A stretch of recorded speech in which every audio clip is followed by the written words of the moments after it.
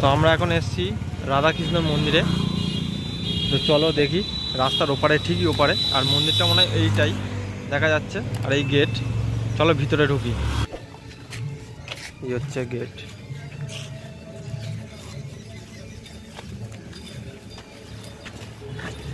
গেটটা যা করেছে সবাই দেখবে এখানটায়।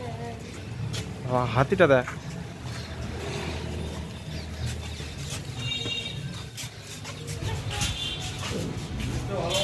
ভালোই গেট করেছে এদিকটাও।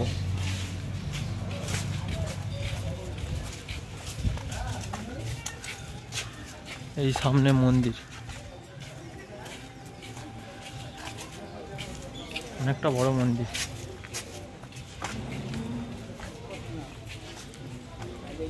চলো দেখি ভেতরে ঢুকি, কি দেখা যায় দেখি। মন্দিরের মধ্যে ঢুকেছিলাম কিন্তু কোনো ভিডিও করতে দেয়নি, ওখানে রুলস ছিল।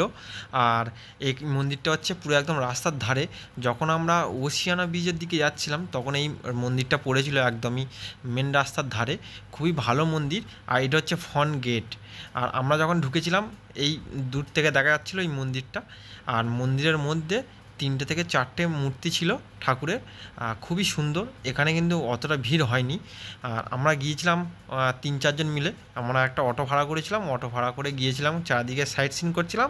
আর যেতে যেতে এই রাস্তার ধারেই ঠিকই পড়েছিল এই মন্দিরটা, রাধাকৃষ্ণের মন্দির। তোমরা চাইলেও ঘুরে আসতে পারো এখান থেকে, দীঘার কাছেই, একদম সাইট সিন করলেই দেখতে পাবে।